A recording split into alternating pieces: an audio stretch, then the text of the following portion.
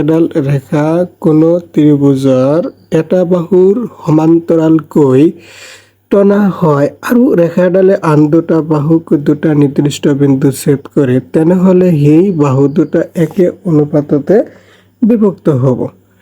যে কোনো ত্ৰিভুজ, যে এটা ত্ৰিভুজ আছে, ধৰা এ বি চি এটা কি আছে তোমাৰ ত্ৰিভুজ আছে এ বি চি, যে এ বি চি এবিসি ত্ৰিভুজ। যদি এডাল ৰেখা কোনো ত্ৰিভুজৰ এটা বাহুৰ সমান্তৰালকৈ টনা হয়, যে ইয়াত কি কৰিছে বি চি বাহুৰ সমান্তৰালকৈ টনা হয়, যে কোনো এটা বাহু, সেই বাহুটো ধৰা হ'ল বি চি বাহু, এই বি চি বাহুৰ সমান্তৰালকৈ টনা হয় আৰু ৰেখাডালে আন দুটা বাহু, আন দুটা এ বি বাহু আৰু এ চি বাহুক দুটা নিৰ্দিষ্ট বিন্দু ছেদ কৰে। এটা হ'ল ডি বিন্দু, আন এটা হ'ল তোমাৰ ই বিন্দু। দুটা নিৰ্দিষ্ট বিন্দু ছেদ কৰে, তেনেহ'লে সেই বাহু দুটা একে অনুপাতে, মানে এই A D by D B এইটো এটা অনুপাত, এ ই বাই ই চি এইটো এটা অনুপাত। এই অনুপাত দুটা কি হ'ব তোমাৰ সমান হ'ব। এইখিনি তোমাৰ কি কৰিব লাগে, প্ৰমাণ কৰিব লাগে। ধৰা হ'ল এ বি চি এটা ত্ৰিভুজ, ধৰা হ'ল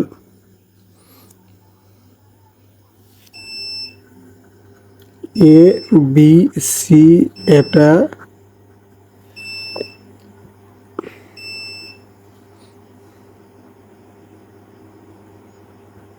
ত্ৰিভুজ, ইয়াৰ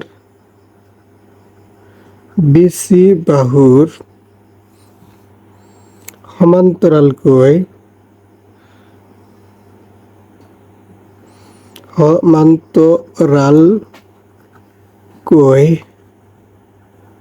টনা ৰেখাই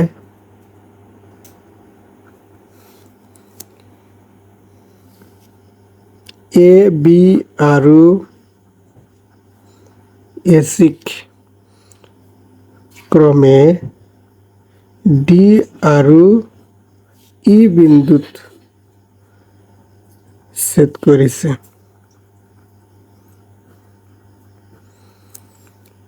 যে বি চি বাহুৰ সমান্তৰালকৈ টনা ৰেখাই এ বি আৰু এ চিক ক্ৰমে ডি আৰু ই বিন্দুত ছেদ কৰিছে। প্ৰমাণ কৰিব লাগে যে, প্ৰমাণ কৰিব লাগে যে A D by D B, A E by E C, যে ইয়াত কি এই দুটা অনুপাত, এটা হ'ল তোমাৰ A D by D B আৰু এটা হ'ল এ ই বাই ই চি, এই অনুপাত দুটা কি হয় তোমাৰ সমান। এতিয়া প্ৰমাণ, ত্ৰিভুজ এ বি চি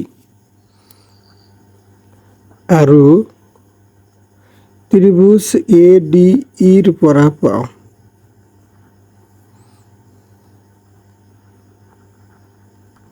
এই দুটা ত্ৰিভুজ আছে, এটা আছে তোমাৰ এ বি চি ত্ৰিভুজ, আন এটা আছে তোমাৰ এ ডি ই ত্ৰিভুজ। তাহলে এ বি সি ত্রিভুজের এই এ কোণ, এ ডি ই ত্রিভুজেরও কি আছে তোমার এ কোণ। তাহলে এ কোণ কি হবো তোমার সাধারণ কোণ, সাধারণ কোণ।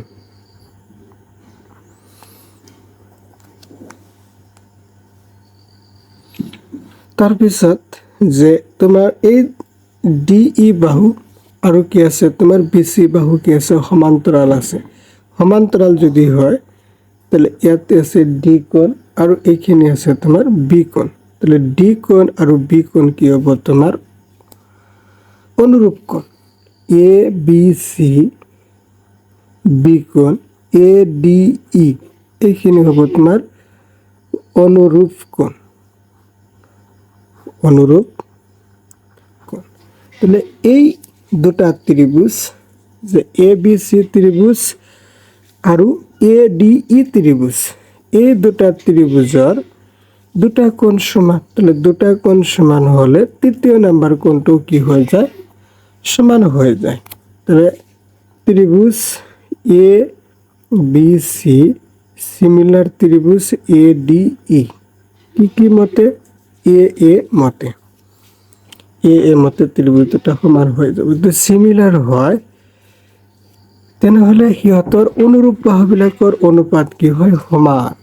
যে A B by A D সমান এ চি বাই এ ই, এইখিনি তোমাৰ হ'ব যে ত্ৰিভুজ দুটা কি হৈছে তোমাৰ সমান হৈছে।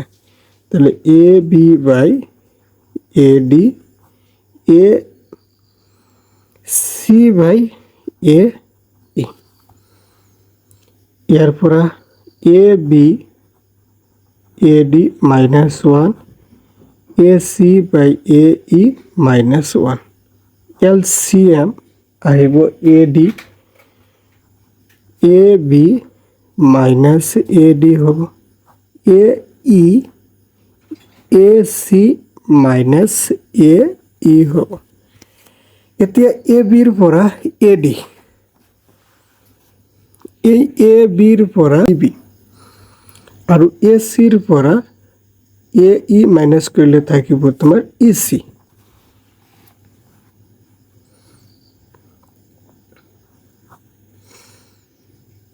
D B by A D E C by A E, এইখিনি তোমাৰ কি কৰিব লাগে, ওলোটাই দিলে এ ডি খিনি ওপৰত যাব, ডি বি খিনি তলত আহিব।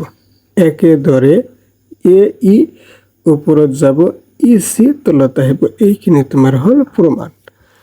তো তোমাৰ কিতাপত প্ৰমাণখিনি বেলেগকৈ দিয়া আছে, যে এইখিনি অলপ কিতাপৰখিনি অলপ টান আছে, কঠিন আছে। এই বস্তুখিনি তুমি যে কঠিন হয়, তো এই বস্তুখিনি তুমি এনেকৈ লিখিব পৰা যায়, যে এনেকৈ তোমালোকে প্ৰমাণখিনি সহজকৈ কৰিবা। যে দুটা ত্ৰিভুজ সদৃশ দেখাই তাৰপিছত অনুৰূপ বাহুবিলাকৰ অনুপাত সমান হয়, তাৰপিছত এনেকৈ তোমাৰ হ'ব প্ৰমাণখিনি।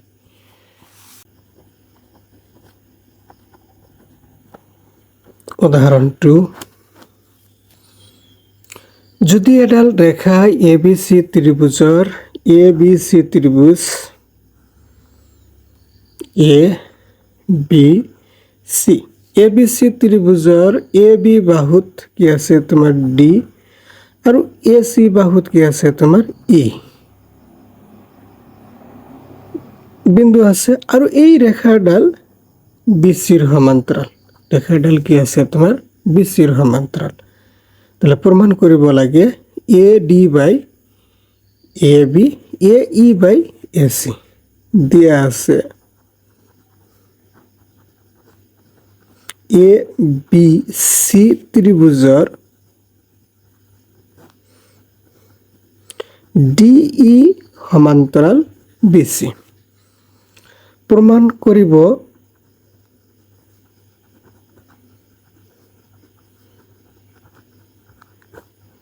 লাগে যে A D by A B A E by A সি। প্রমাণ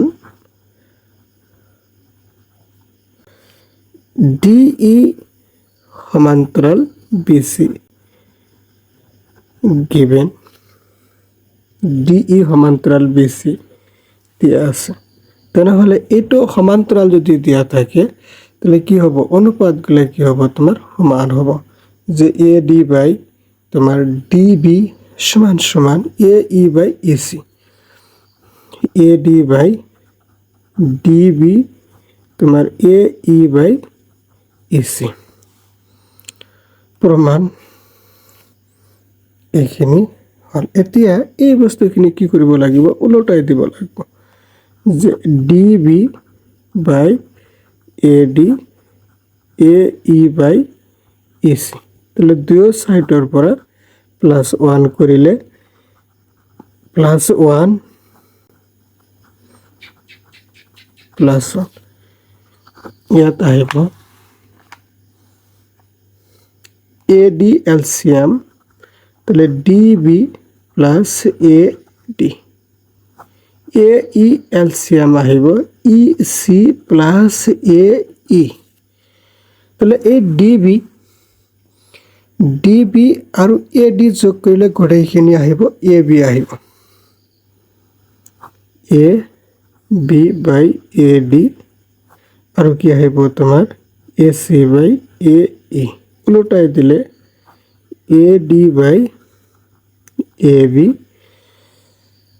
তোমাৰ AE by AC এটা হল প্ৰমাণ 19 और 1 আৰু 2 নম্বৰত এই দুটা বস্তু আছে এই চিত্ৰৰ পৰা মানে এই DE সমান্তৰাল কি আছে BC তাহলে কিহৰ মান বাহিৰ কৰিব লাগে EC ৰ মান বাহিৰ কৰিব লাগিব তো সেম DE সমান্তৰাল BC এটো কাৰ মান বাহিৰ কৰিব লাগে AD ৰ মান বাহিৰ কৰিব লাগে তো এক্সাৰসাইজ এটো এনেকৈ তোমাৰ দিয়া আছে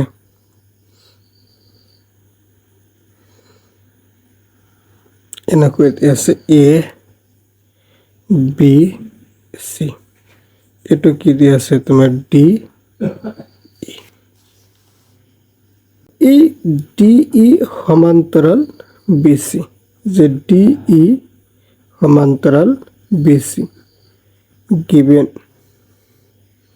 দিয়া আছে তাহলে সমান্তরাল যদি হয় তাহলে অনুপাত বিলাক কি হবে সমান AD by DB AE by EC তো AD এর মান কি মান আছে 1.5 ইয়াত কি মান আছে 3 1 EC বজ্র গুণন করিলে EC পূরণ 1.5 3 কে 3 তাহলে EC ইয়াত 3 1.5 EC এই দুই সাইডত যদি 10 দিয়ে ইনটু করা হয় ইয়াত আহিব 30 ইয়াত আহিব 15 ইয়াত 2 তাহলে EC ইয়াত আহিব 3 2 নাম্বার এনেকৈ চিত্ৰখিনি তোমাৰ দিয়া আছে A B C D E তো ইয়াৰ পৰা কি কৰিব লাগে AD ৰ মান বাহিৰ কৰিব লাগে তো ইয়াত এই DE সমান্তৰাল BC দিয়া আছে যে DE সমান্তৰাল BC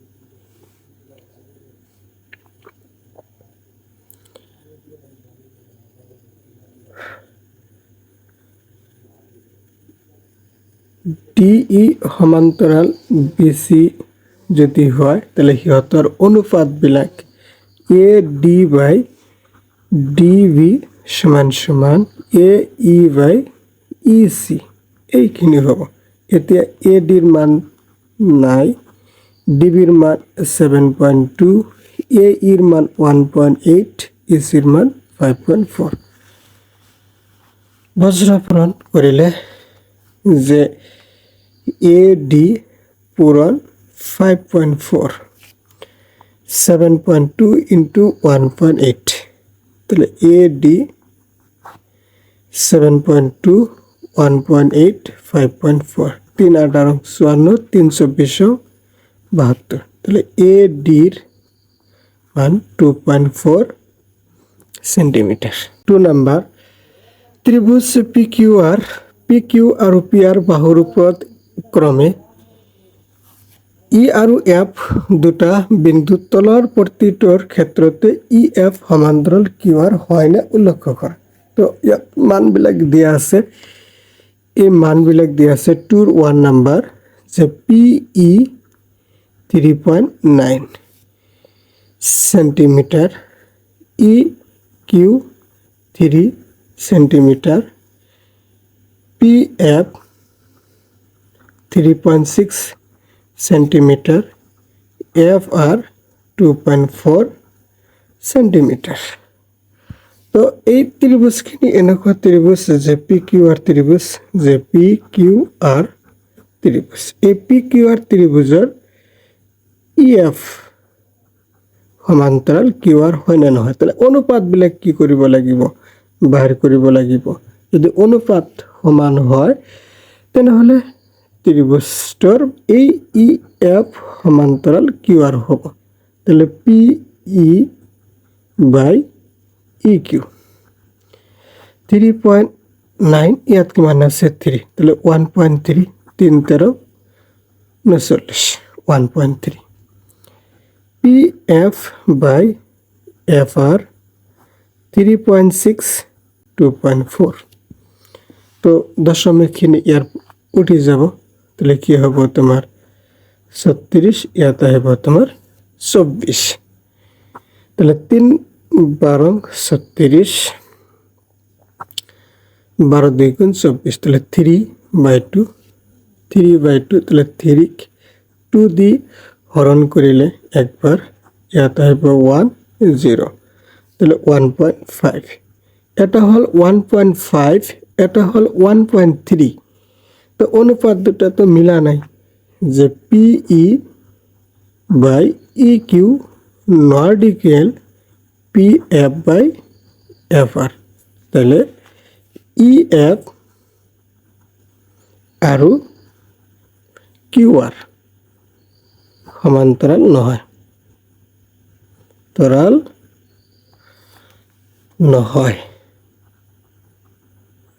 এইখিনি হ'ব তোমাৰ PE কিমান দিয়া আছে 4 centimetre, QE 4.5 centimetre, PF 8 centimetre, RF 9 centimetre.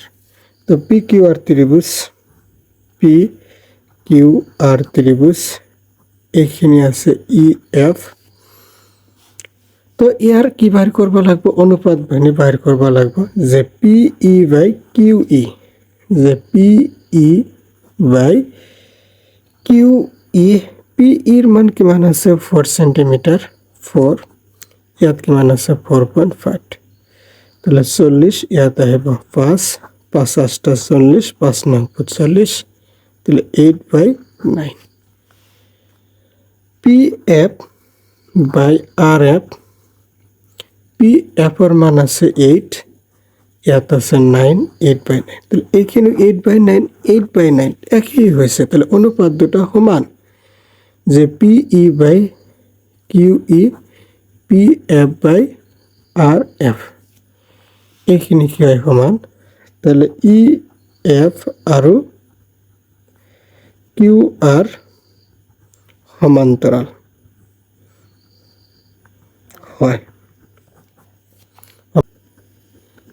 given যে PQ 1.28 centimetre, PR 2.56 centimetre, PE 0.18 centimetre, PF 0.36 centimetre.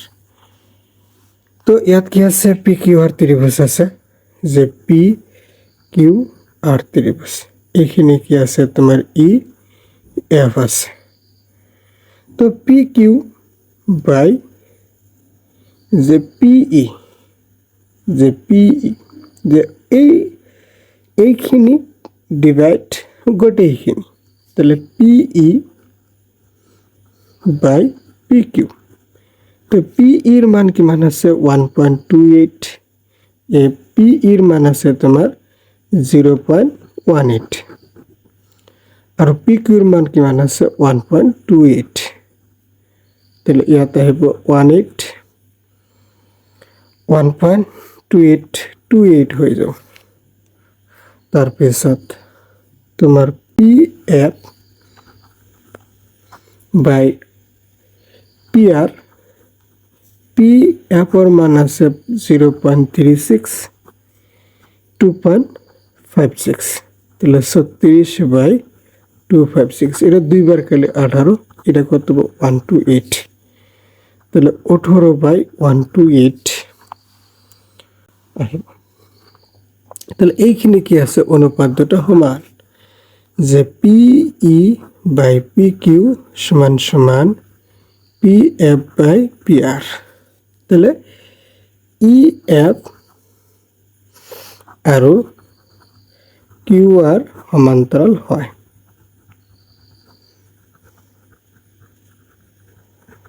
সমান্তরাল হয় 6.20 এইখানে তোমার কি আছে চিত্রখিনি দেয়া আছে যে এইখানে চিত্র দেয়া আছে এনেকৈ তোমার চিত্রখিনি দেয়া আছে A B C D D এই ইয়াত কি আছে তোমার L N ইয়াত এনেকৈ দিয়া আছে ইয়াত কি আছে তোমার M তো এইবিলাক যে এই দুটাকৈ পয়েন্ট দিয়া থাকিব যে LM সমান্তরাল CB আৰু LN সমান্তৰাল CD এই এটা পয়েন্ট আৰু এই এটা পয়েন্ট এই দুটাৰ পয়েন্টৰ পৰাই প্ৰমাণ কৰিব লাগে যে প্ৰমাণ কৰিব লাগে যে তোমার AM by AB AN by AD প্রমাণ যে এইখিনি পয়েন্ট যে দিয়া আছে এই পয়েন্টখিনি লিখবা লাগব যে LM সমান্তরাল CB LM সমান্তরাল CB LM সমান্তরাল CB এই দুটা বাহু কি আছে তোমার সমান্তরাল আছে তাহলে সমান্তরাল থাকিলে যে এইখিনি বাই গোটেইখিনি তাহলে কি আহিব তোমার AM বাই AB তাৰপিছত AL বাই AC এইখিনি হ'ব তাৰপিছত আকৌ এই বস্তুখিনি দিয়া আছে যে LN সমান্তরাল CD LN সমান্তরাল CD মানে এই LN সমান্তরাল CD দিয়া আছে তাহলে এইখিনি ভাগ এইখিনি হ'ব তাৰপিছত এইখিনি ডিভাইড এইখিনি হ'ব তাহলে LN by AD LM by AC এটা নাম্বার 1 নাম্বার 2 এক আৰু 2 ৰ পৰা পাওঁ 2 ৰ পৰা AL by AC AL by AC এই দুটা কি আছে সমান তাহলে AM by AB AN by AD এটাই কি হয়ে যাব প্রুফ হয়ে যাব বাই AD এনেকৈ তোমার প্রুফ করবা